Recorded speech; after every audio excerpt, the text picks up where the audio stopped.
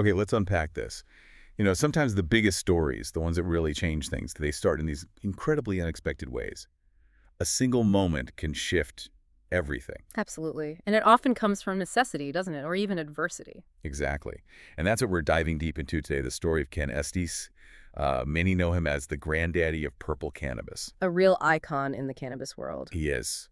So our mission here is to really explore his incredible journey. I mean, it goes from this life-altering accident all the way to him becoming this, key figure in activism and breeding.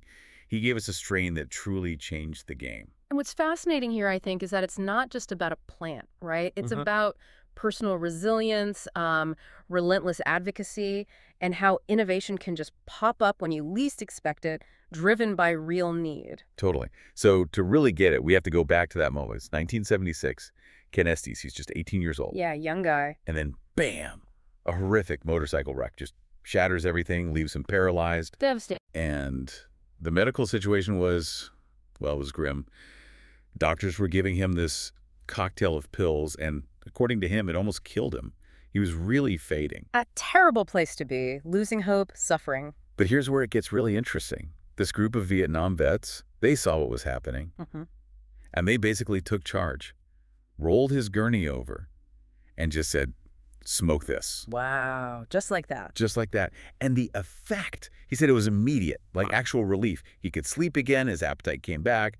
It was a lifeline. And that personal experience, that's the spark, isn't it? It really was. Yeah. Because right then, he starts thinking of pot as medicine. And this is long, long before anyone else dared to say that publicly. Yeah, you have to remember the context. We're talking deep in the reefer madness era, the beginning of the war on drugs. Calling it medicine was radical. Absolutely. And that personal experience, it became his mission.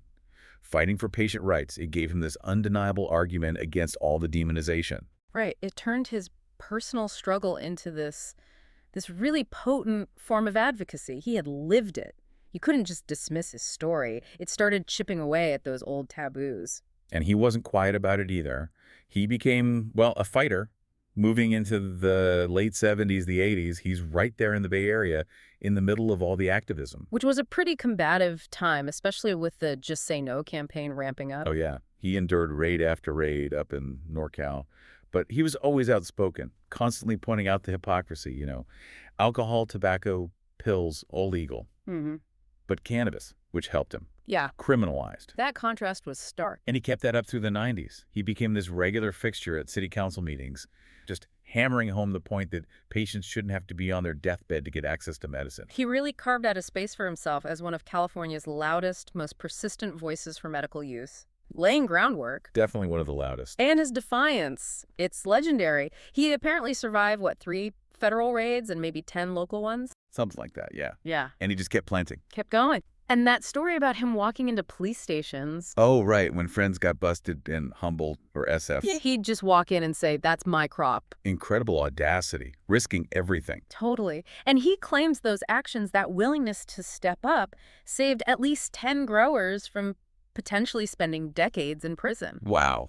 It really makes you ask, what does that kind of fearless defiance actually mean? And when you're up against the whole system like that, how does it actually create change? It's inspiring, honestly. The sheer guts. It really is. And it's that same spirit, that same tenacity that leads us to the next chapter. The birth of a legend, the strain. Granddaddy Purple. Yeah. GDP. Exactly. So early 2000s, story goes, he helped save a house for some indigenous friends up in Mendocino. Okay. And as a thank you, they gave him this cannabis cutting. A live clipping they called Purple Medicine. Ah, the origin. That's it. And apparently on the drive back to the Bay Area, he knew he had something special. Renamed it Granddaddy Purple. Just like that, on the drive home. Yeah. And you get a sense of how stoked he was. He was apparently leaving game over voicemails all night long. Just totally buzzing. Huh.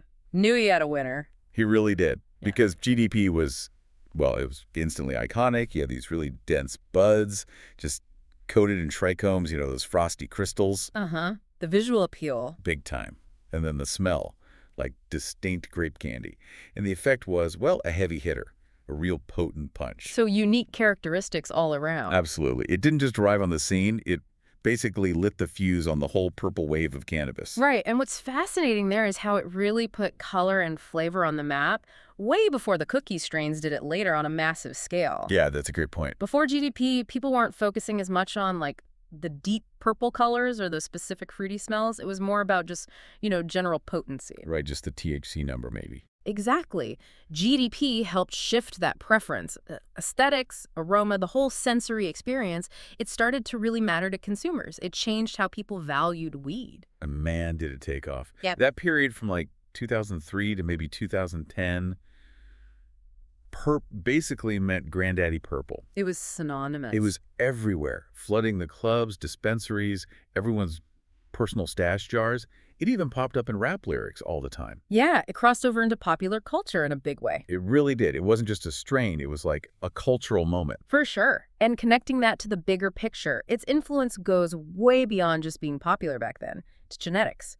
They became fundamental. How so? Well, GDP became a parent strain for a lot of other really significant varieties that came later. Think about cherry pie, that's Durban crossed with GDP. Ah, okay. Classic. Right. And Purple Punch, another huge one. That's Larry OG crossed with GDP. Gotcha. So it's DNAs in those two.